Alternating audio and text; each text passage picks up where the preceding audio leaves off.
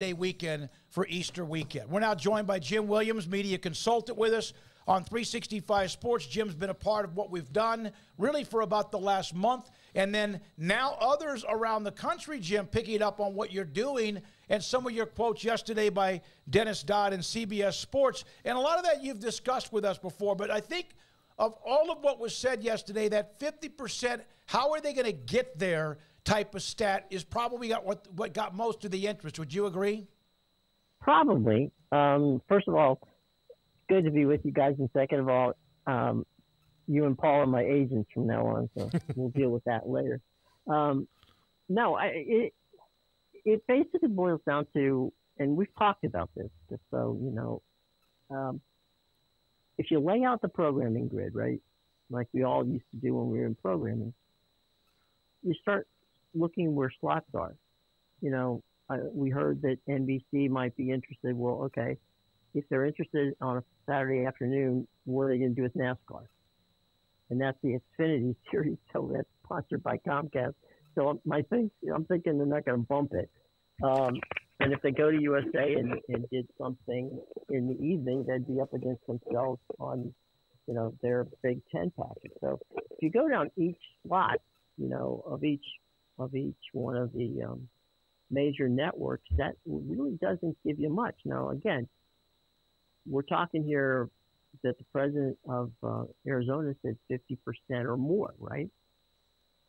I can get you to 50%, but I can't get you more. Jim, you mentioned that the CW and that Ion are not bad ideas. Obviously looked a little down upon when that report came out about Ion because most people have never heard of it. The CW, to me, seems pretty interesting in that, look, this has been bought. They need to do something. They're not going to keep just running Riverdale forever. So why would it not make sense for the Pac-12 to be like, look, we're struggling. They need help. We need help. Let's do this. Well, and they've got, you know, you spoke about it yesterday. They have legacy stations. They got KTLA in Los Angeles. They got WGN in Chicago. They got WPIX in New York City. So I mean, they've got the legacy, TV stations where people would watch, and promotion would be relatively easy. So yeah, I mean, that whole situation. Again, is it a perfect deal? I mean, you know, I think everybody, you, me, well, you would all rather be sitting around a table talking, you know, with CBS, NBC, ABC, and Fox, but that ain't happening right now. So where do you go? You got to get creative, and that's why I said, look, you know, you've got the reach with CW, you've got the reach with Ion. Both of them can give me the promotion I need to be relevant in the markets that they have, and they have some pretty important markets if I'm the Pac-12.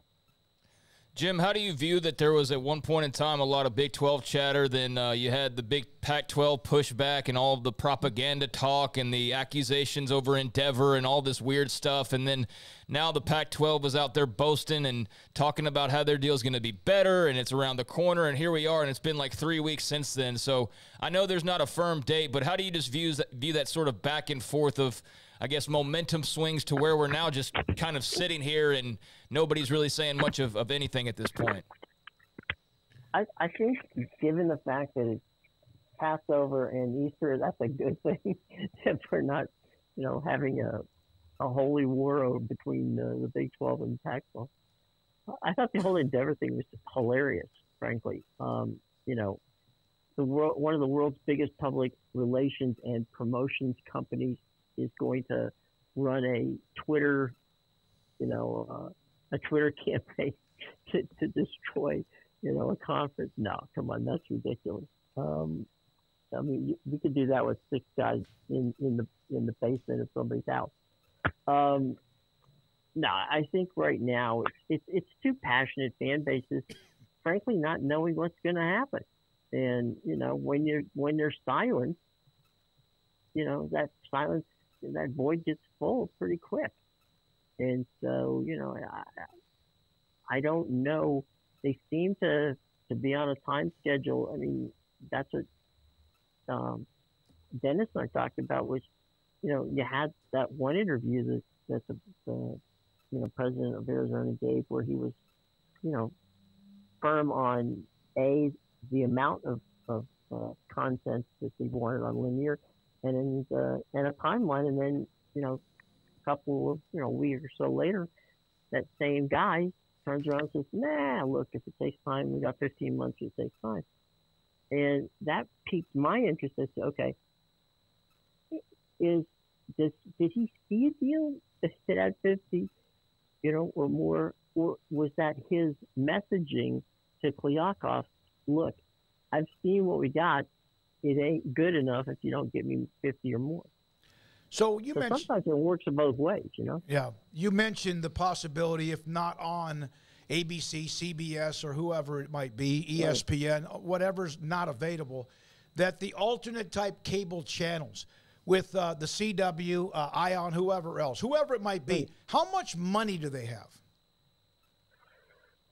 I don't know that they're going to have a lot of money, but if I can get my streaming partners on board for this, and they're paying me, you and I've talked about this number before, anywhere north of 25, between 26, 27, 28, $1 million, then I can go and get less money from them because I need that exposure. I mean, this goes to a matter of need versus a matter of dickering with them over, cash that they can give me. Jim Williams, media consultant, also Forbes columnist with us on 365 Sports. So, Jim, what do you feel like the coming steps are in this here now that we are in April and, the April 15th deadline was thrown out there, but right. That, was kind of maybe more arbitrary than we thought. So what do you think the next steps are? Well, honestly, Paul, I'm trying to think, and I don't know. I'm gonna be honest with you. I've been trying to think. To me, there's got to be a deal here somewhere, right? Mm-hmm. Something is there because they keep talking about it.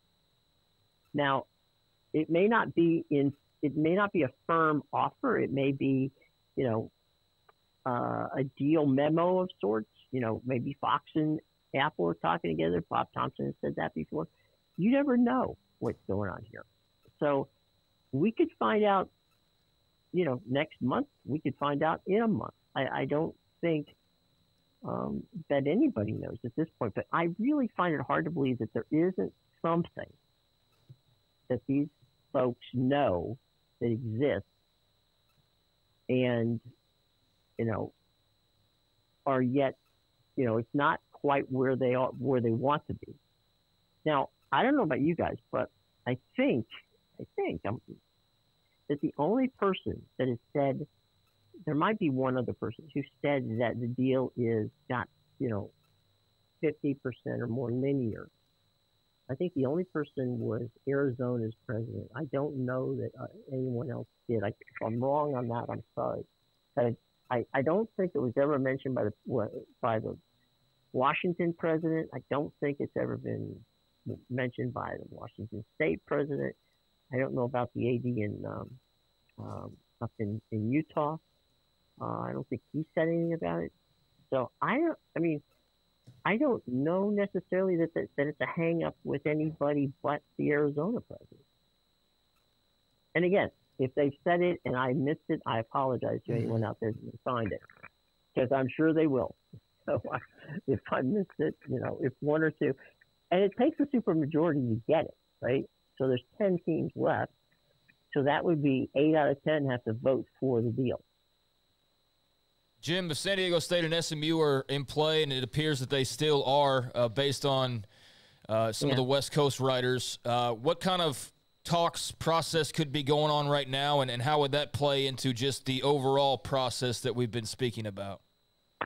Well, Craig, the thing there is what that gives you is inventory, right? So you get two teams. That's two more games that you'll have on a week. So instead of 5, you'd have 7. It also, is money issue.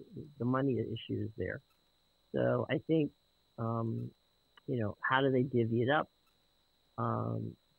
We'll see. But I do think that they would be wise to go ahead and add the teams now, even if it's before the deal's done, because I mean, look what happened when Bowlesby went out and nailed the 4 schools he got, right? It showed that, okay, we're going to be here, because you don't go and add schools if you don't think you're going to be around.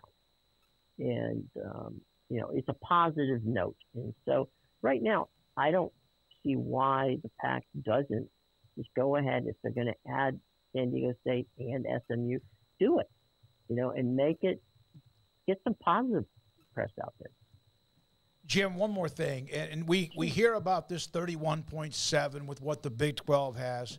Right. Is that something, and I know Kleofkoff, and he probably meant what he was saying, mentioned a number that would be very high above that.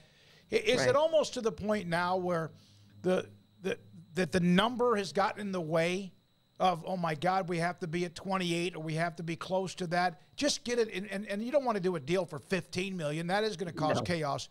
But is that almost become part of the sticking point? It could be. It could very well be. I don't think that – it almost goes back to, what do you need, okay?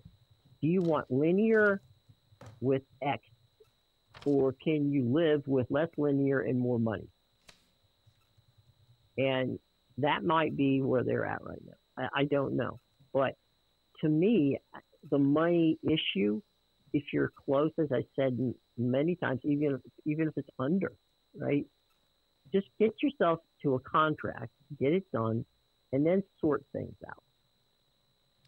But I don't know. We're not there yet. But the point's a good point. It is a good point, because, I think maybe the media is hooked on 31 more than necessarily some of the presidents are. But clearly there's a couple of presidents that they're hooked on the number. Jim, thanks for your time and what you do. Appreciate you, Jim. Hey, thanks you guys. Williams, Forbes columnist, media consultant, part of that Dennis Dodd article. He has said some of what he mentioned in that article to us, and now another segment with him yet again today. All right, when we come back, Baylor's